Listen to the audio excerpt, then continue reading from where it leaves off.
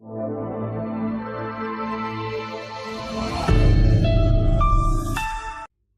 मेरे shining stars, कैसे हैं आप सब लोग। मैं आशा करती हूँ आप सब लोग बिल्कुल ठीक होंगे, बहुत अच्छे होंगे और खूब सारी पढ़ाई भी करते होंगे।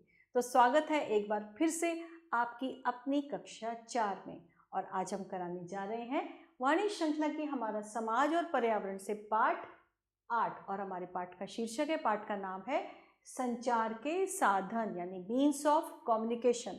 तो चलिए बिना विलंब किए हम पाठ प्रारंभ करते हैं। समय बदलने के साथ साथ संचार के साधन भी बदल गए हैं। पहले संचार के साधन बहुत सामान्य होते थे। सर्वप्रथम मानव ने अपनी कुशलता और सूचनाओं के आदान प्रदान के लिए साधारण माध्यमों की सहायता ली। संचार का अर्थ बच्चों, संचार का अर्थ क्या होता है? जब किसी सूचना का आदान प्रदान होता है तब उसे संचार कहते हैं। बोलने और सुनने की विधियों द्वारा सूचनाओं का आदान प्रदान किया जाता है। संचार के आधुनिक संसाधन बहुत उन्नत तकनीक से युक्त और बहुत ही गतिशील हैं। आधुनिक युग में संचार के साधन विकसित हो गए हैं। संचार के आधुनिक साधन निम्नलिखित हैं। कौन कौन से हैं? सबसे पहले डाक प्रणाली। डाक विभाग हमारे पत्रों, पार्सलों आदि की देखभाल करता है। हम डाकघर से डाक टिकट, पोस्ट कार्ड, अंतरदेशीय पत्र तथा लिफाफे खरीद सकते हैं। डाक द्वारा पत्र भेजने का सबसे तेज तरीका क्या है? Speed post. इसके अलावा हम शीघ्रता से पत्र पहुंचाने के लिए कुरियर सेवा का भी प्रयोग कर सकते हैं।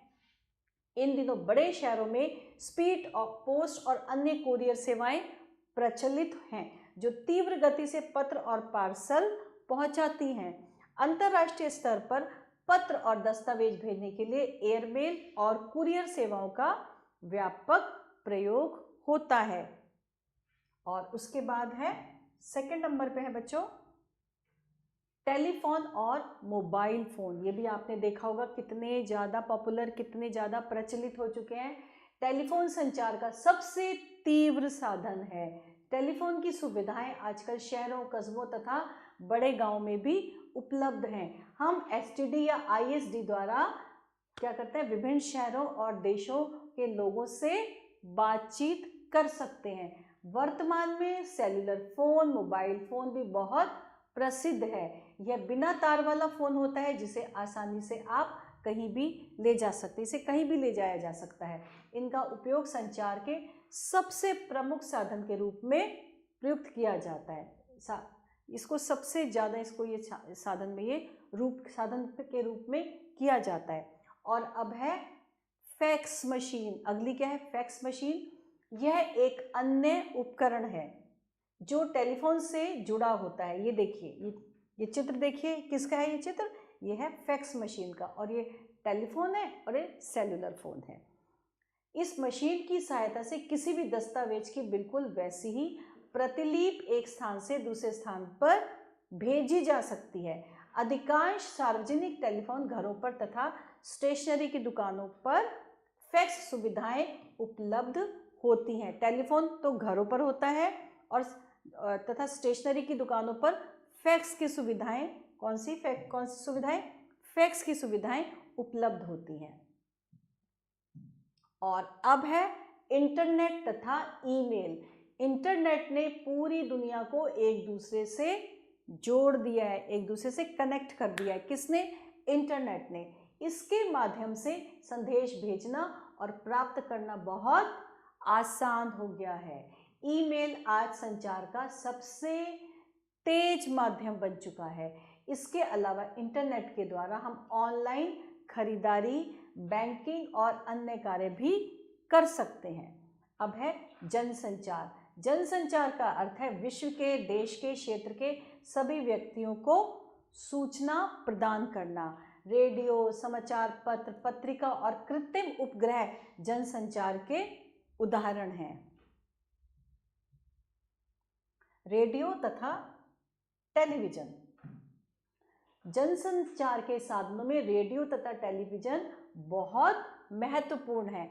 भारतीय रेडियो प्रसारण सेवा को आकाशवाणी कहते हैं। यह हिंदी, अंग्रेजी तथा अन्य क्षेत्रीय भाषाओं में समाचार तथा अन्य कार्यक्रम प्रस्तुत करता है। जो लोग पढ़ लिख नहीं सकते हैं वे रेडियो सुनकर आनंद उठा सकते हैं। हमारे देश में कुल 180 से अधिक टेलीविज़न स्टेशन हैं। यह रेडियो की तरह ही कार्य करते हैं, लेकिन यह दृश्य भी दिखाते हैं। हम अपने घर पर ही फिल्में देख सकते हैं। हम अंतर्राष्ट्रीय घटनाएं जैसे ओलंपिक, क्रिकेट मैच, खेल, अंतरिक्ष की यात्रा आदि भी देख सकते हैं। देखते हैं ना आप लोग टीवी में कि हमने ये देख लिया, मैच देख लिया, अंतरिक्ष की यात्रा देख ली, कोई फिल्म देख ली, कोई और समाचार सुन लिया, अंतर्राष्ट्रीय समाचार, तो ये सब हम टेलीविज़न पर देख सकते हैं। टेलीविज़न हमारे लिए बहुत लाभदायक है। यह संचार का सबसे प्रभावी साधन है जो संसार के लोगों को एक दूसरे से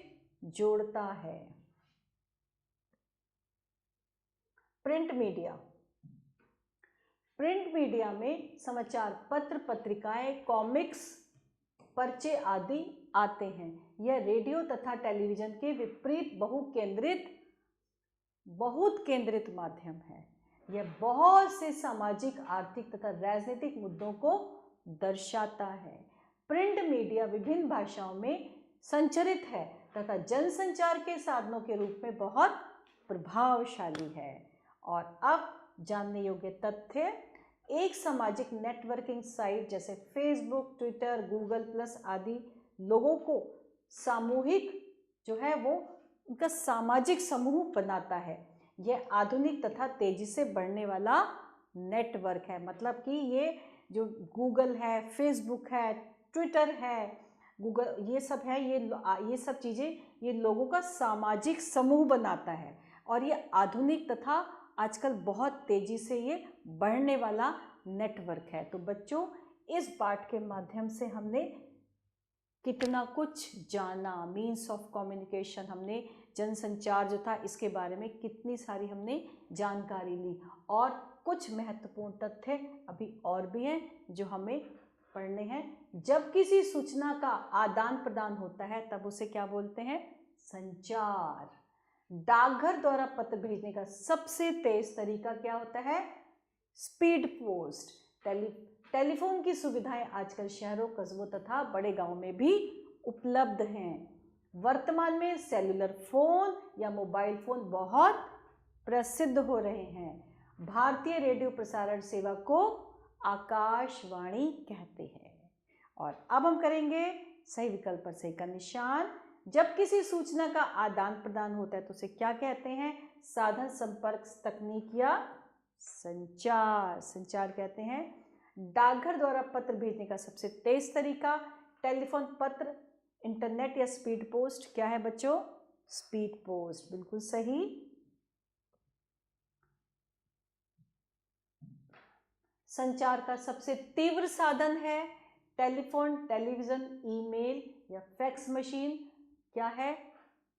ईमेल। ईमेल जो है वो संचार का सबसे तीव्र साधन है। जो लोग पढ़ लिख नहीं सकते हैं वो क्या सुनकर आनंद उठाते हैं? पत्रिका, समाचार पत्र, रेडियो, कॉमिक्स, वो रेडियो सुनकर उसका आनंद उठाते हैं। समाचार पत्र, पत्रिकाएं, कॉमिक्स, पर्चे आदि आते हैं रेडियो में, टेलीविज़न में, प्रिंट मीडिया में या टेलीफोन में। वो आते हैं प्रिंट मीडिया में।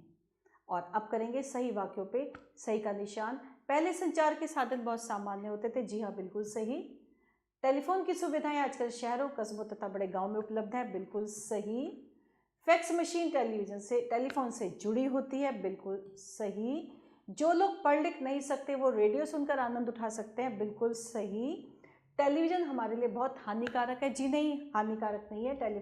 टेलीविज़न के माध्यम से हम बहुत सारी जानकारियाँ ले सकते हैं, तो ये हमारे लिए हानिकारक नहीं है। और सही शब्द पर सही का निशान लगाएंगे। समय बदलने के साथ साथ संचार या समाचार के साधन बदल गए तो संचार के आधुनिक युग में संचार के साधन बड़े ही अविकसित या विकसित हो गए हैं। डाक विभाग या पुलिस विभाग हमारे पत्रों, पार्सलों की देखभाल करता है। कौन सा? डाक विभाग, ना कि पुलिस विभाग। इंटरनेट टेलीफोन संचार का सबसे तीव्र साधन है, तो वो है इंटरनेट। इंटरनेट कंप्यूटरों या टीवी को पूरे संसार से जोड़ता है। क्या जोड़ता है? कंप्यूटरों को।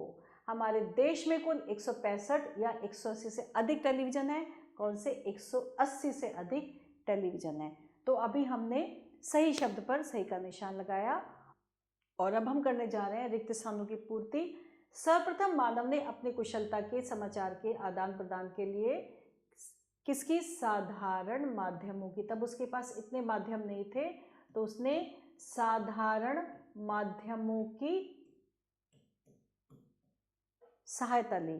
का प्रयोग भारत के बाहर पत्र भेजने के लिए किया जाता है। किसका प्रयोग किया जाता है? स्पीड पोस्ट का प्रयोग भारत के बाहर पत्र भेजने के लिए किया जाता है। कंप्यूटरों को पूरे संसार से जोड़ता है क्या चीज? इंटरनेट। अधिकांश सार्वजनिक टेलीफोन घरों पर तथा स्टेशनरी की दुकान पर उपलब्ध होते हैं। हमारे देश में कुल 180 से अधिक टेलीविज़न स्टेशन हैं और विभिन्न भाषाओं में संचरित है क्या? Print media. प्रिंट मीडिया और यहाँ पे हम ये भी लिख सकते हैं एसटीडी या आईएसडी।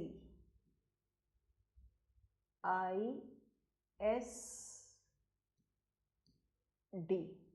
तो सर्वप्रथम मानव ने अपनी कुशलता के समाचार के आदान प्रदान के लिए साधारण माध्यमों की सहायता ली।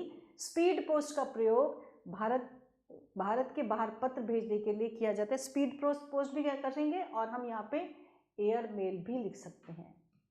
एयर मेल, ये दोनों चीजें स्पीड पोस्ट और एयर मेल का प्रयोग भारत के बाहर पत्र भेजने के लिए किया जाता है। इंटरनेट कंप्यूटरों को पूरे संसार से जोड़ता है। अधिकांश सार्वजनिक टेलीफोन घरों पर तथा स्टेशनरी की दुकानों पर टेलीफोन एसटीडी और आईएसडी उपलब्ध होते हैं। हमारे देश में कुल 180 से अधिक टेलीविजन स्टेशन हैं। प्रिंट मीडिया विभिन्न भाषाओं में संचरित है। तो हमने अब करा रिक्त स्थानों की पूर्ति और अब आ गए हैं प्रश्न उत्तर। बच्चों, आशा करते हैं इस पाठ को आप फिर से एक बार ध्यान से समझेंगे, सुने और उसके बाद इनके प्रश्नों के आसानी से उत्तर दे पाएंगे। तो इसके साथ ही हमारा आज का पाठ समाप्त होता है। आभार।